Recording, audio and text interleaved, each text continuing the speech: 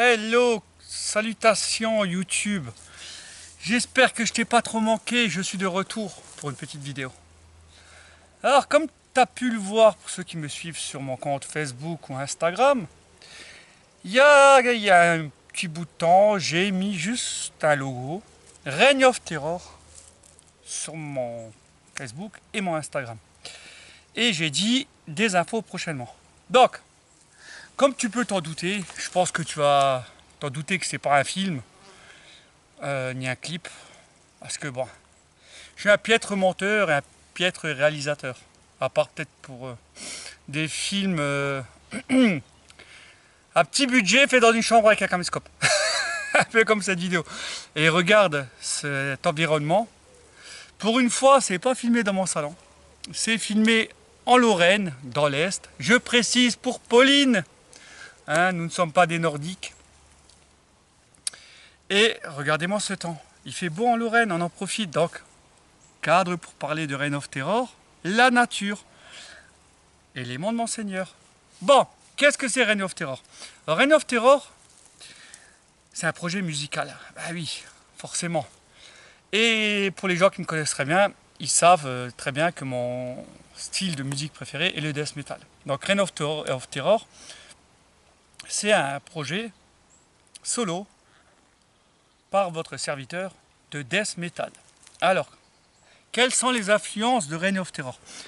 Et de quoi parle Reign of Terror? Bah oui, j'ai pas de personne qui me pose les questions, donc je me les auto-pose et je te réponds en même temps. Donc si t'es con, que tu sais pas, je peux pas t'aider. Alors, Reign of Terror, c'est comme je te dis du death metal. Donc, le style, donc pour ceux qui me connaissent vraiment bien, moi mes groupes de death préférés, c'est les premiers Cannibal Corpse, Obituary, Pestilence pour la technicité. Oui, je préfère Pestilence à athéiste ou cynique. Bolt Thrower. Et je rajouterai, mais c'est pas mes groupes préférés, mais dans Reign of Terror, il y aura des influences du premier, ouais, pas du premier, si du premier album de Fear Factory, Soul of a New Machine, que j'adore, qui mêlait le côté mécanique et le côté death metal, que c'était vraiment encore death metal, Fear Factory. Et le deuxième album de Strapping Young Lad, qui était d'une violence inouïe et qui est aussi avec un côté très industriel, mécanique, assez froid. Donc je rapprocherai des éléments aussi de cet album sur le projet Reign of Terror. Reign of Terror parle de 13, est composé de 13 titres qui sont les 13 seigneurs que je pratique dans l'ésotérisme. Pour ceux qui me connaissent, ils savent que je suis pratiquant et que je suis cultiste.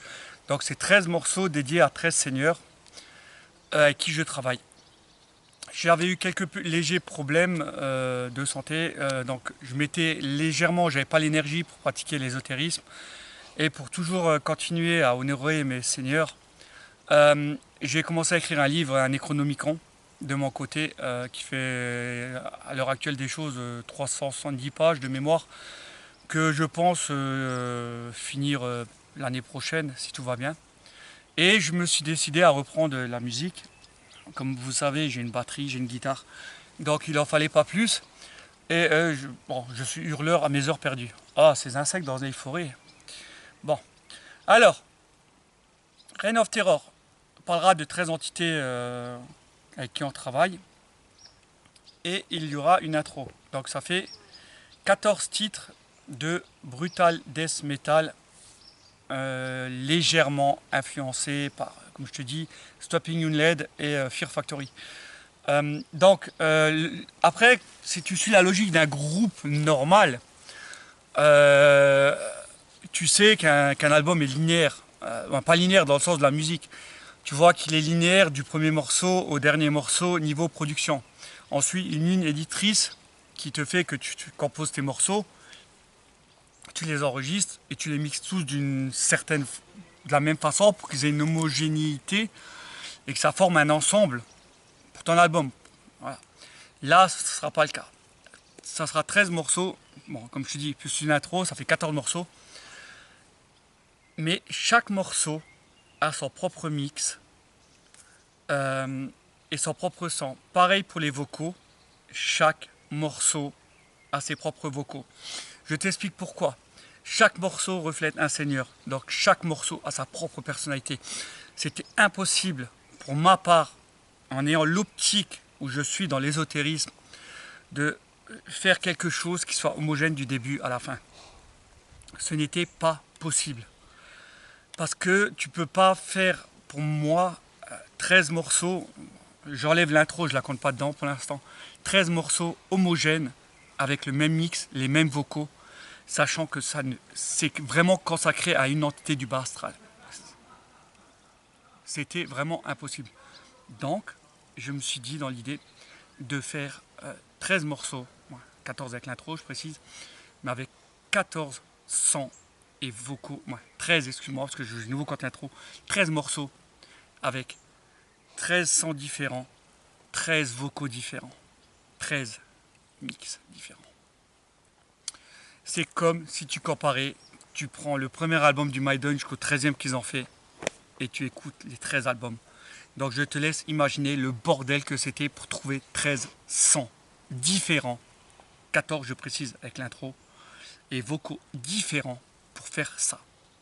C'est pour ça que ce projet sera unique en son genre. Après,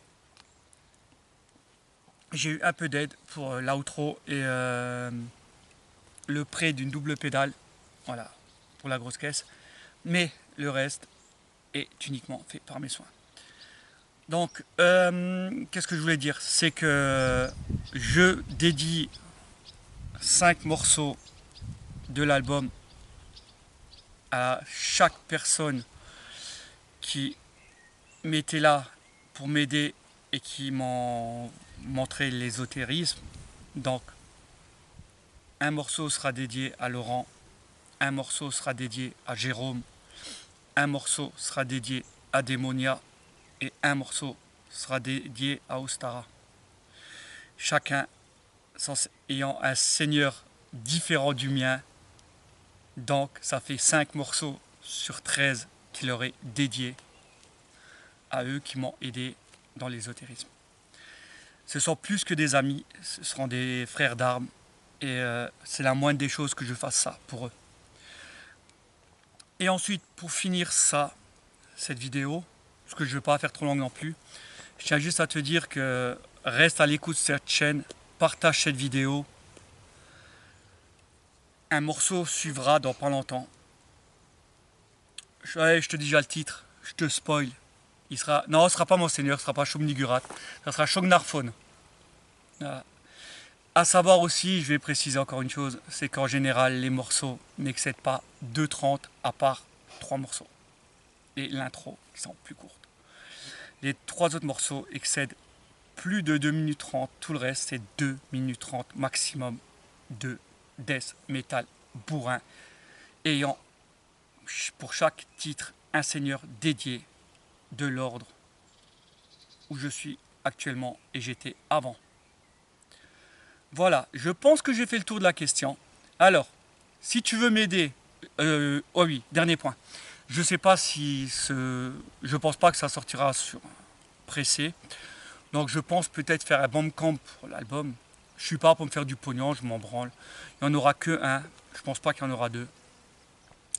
Ça sera un bloc et fini. Je pense. J'aurais fait le tour de la question. Donc je pense sur un Bandcamp. Si quelqu'un veut un CD, je pourrais le faire fabrication maison avec une pochette pro et tout ça. La pochette est déjà faite. Avant et arrière, il me reste à faire un livret. Les morceaux sont pratiquement faits. Il me reste quelques petits trucs à fignoler et c'est fini. Donc reste à l'affût sur YouTube, sur Facebook ou bien sur Instagram pour la suite de ce projet. Si tu veux m'aider, partage, like et commente cette vidéo. Et puis je te remercie pour tout. Et puis je te dis ciao, bye bye et bonne bourre!